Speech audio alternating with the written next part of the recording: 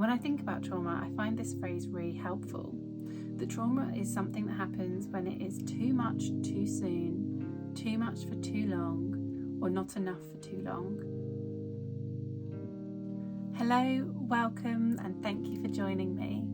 Today we're going to be looking at the difference between PTSD and CPTSD, also known as complex PTSD. If you've heard these abbreviations and are wondering what they really mean, or maybe you've been struggling and are looking for some additional support, then keep watching. Before we get started, I'll quickly introduce myself. My name is Lara. I am a therapist and mindfulness coach, and I've only just recently started my YouTube channel, and I upload different videos on mindfulness techniques, self-care, psychological theory, and I'm going to be doing some interviews with some really interesting people. So if you are interested in seeing more of these videos, then hit the like button or subscribe. Before we go into the detail, I wanted to offer some thoughts on something called pathologizing. So when I was training as a counsellor, trying to find a balance between pathologizing and working with the individual was something that felt really important to me. So pathologizing means to attribute too much to the label, so focusing only on the label and kind of forgetting some of the individual characteristics that the person that we are working with might be presenting. Now, labels can be really helpful to help validate our experience, to let us know that someone else out there is experiencing something similar to us. So labels have a place and they can be really, really helpful. However, there can be a danger of us making assumptions based on someone's label. And so it's really important that we continue to remember everyone's individual differences and experiences of that label. So let's get started. So PTSD, if you've not heard of it before, stands for post-traumatic stress syndrome. And it was first originally identified or formally identified in the 1980s. When something traumatic happens in your life, it rocks you to the core. The world is no longer a safe place. It becomes somewhere that bad things can and do happen. So PTSD is a mental health condition. More specifically, it is categorised as an anxiety disorder. It is triggered by a terrifying event that might be us being involved in it or witnessing it. And when I think about trauma, I find this phrase really helpful. That trauma is something that happens when it is too much too soon, too much for too long, or not enough for too long. PTSD symptoms may start within a month of the event, and in some cases could actually take years to develop. It's estimated to affect 1 in 3 people who experience a traumatic event, yet there's little understanding as to why it may affect some people over other people. There is some research that suggests that there are some people who are more predisposed to experiencing PTSD. Ultimately, the symptoms of PTSD can have a huge impact on our work life, our social life, and relationships. The symptoms, as defined by the NHS, are categorised as re-experiencing. So that is when we experience flashbacks, nightmares, repetitive and distressing images or sensations, and physical sensations such as pain, sweating, feeling sick or trembling. There is also avoidance and emotional numbing. So that might be where we try to avoid being reminded of the traumatic event. And this usually means avoiding certain people or places that remind you of the trauma, or avoiding talking to anyone about the experience as well. Many people with PTSD try to push memories of the event out of their mind and often distract themselves with work or hobbies. And some people attempt to deal with these feelings by trying not to feel anything at all, and that's known as emotional numbing. This can lead to the person becoming isolated and withdrawn, and they may also give up on pursuing activities that they used to enjoy. And the final category of symptoms that the NHS provides is feeling on edge, or what we call hyperarousal. Someone with PTSD may be very anxious and find it difficult to relax. They may be constantly aware of threats and easily startled.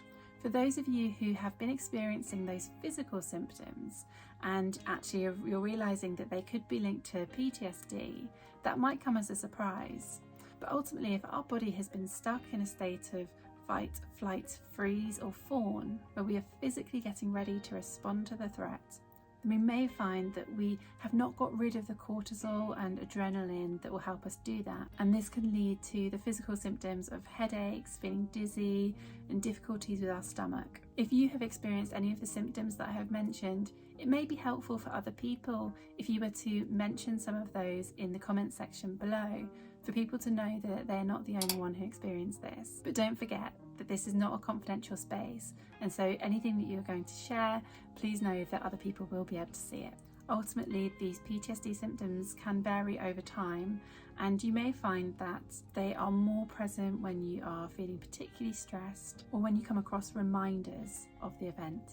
So then moving on to CPTSD or complex PTSD. So PTSD and CPTSD make you feel intensely terrified and frightened even though the event has passed. And so whilst there are similarities, there are also distinct differences. So let's talk about the differences. Whilst PTSD can be caused by a single traumatic event, CPTSD is caused by a long-lasting trauma that continues or repeats for months or even years, and especially if that trauma has happened in the first 15 years of life. Now, there has been much debate about the term CPTSD because the diagnostic manuals that are used in America, so the DSM and the ICD that is used more globally, have not traditionally identified complex PTSD as separate and distinct.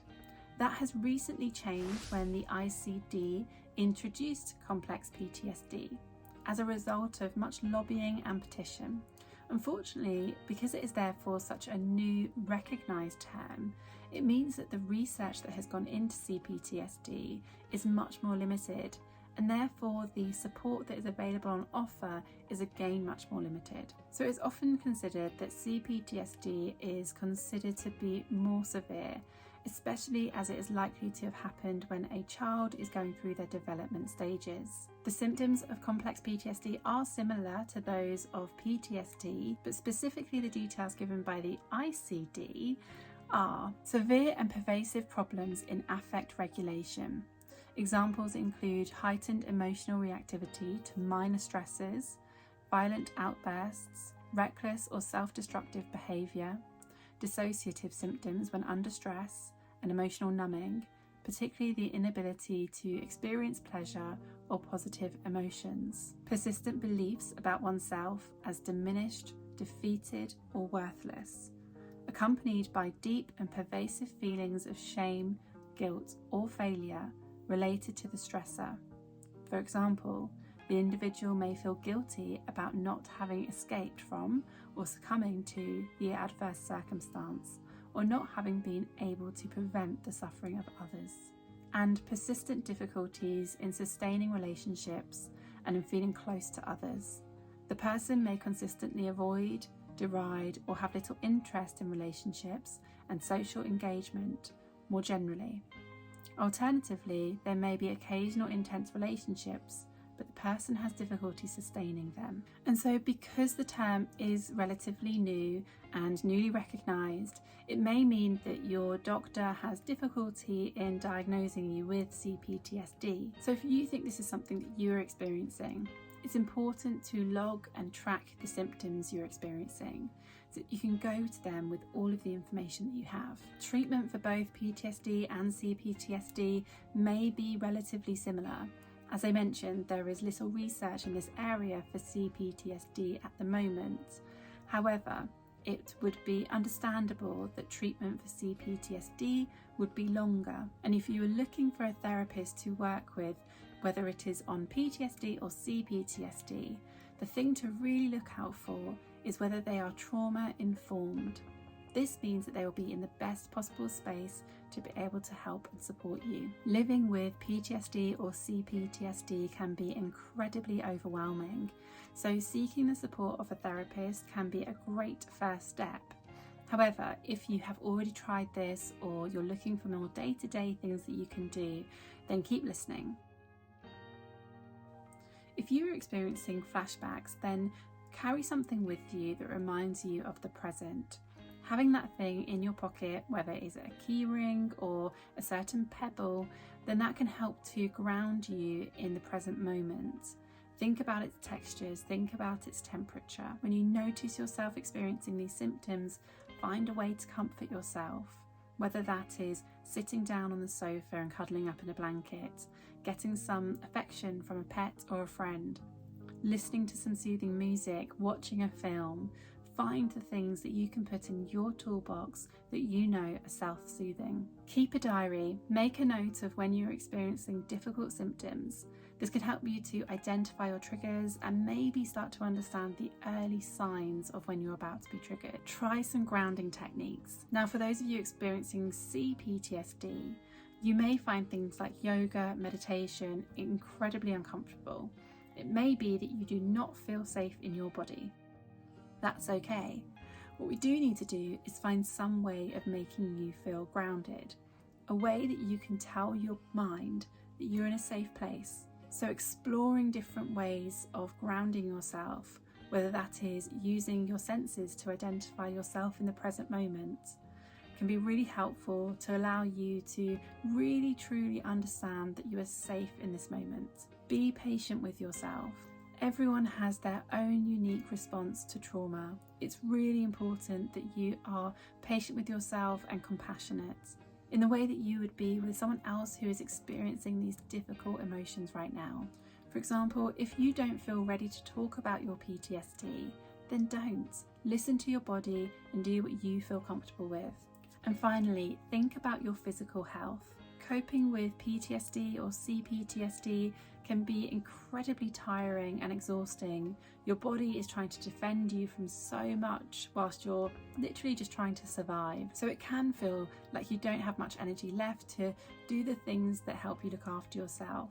That means getting a good sleep routine, eating healthily, trying to get some exercise, even if that's just some jumping jacks or taking a quick walk down the road, and spend some time outside. Now, if you know anyone who might be experiencing PTSD or CPTSD, then please do feel free to share this video with them.